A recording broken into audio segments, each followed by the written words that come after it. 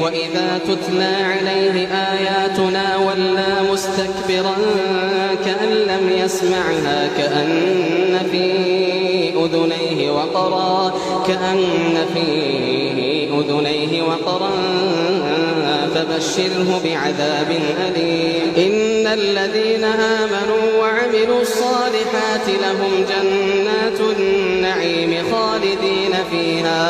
خالدين فيها وعد الله حقا وهو العزيز الحكيم. خلق السماوات بغير عمد ترونها وألقى في الأرض رواسي أن تميد بكم وبث فيها من كل دابة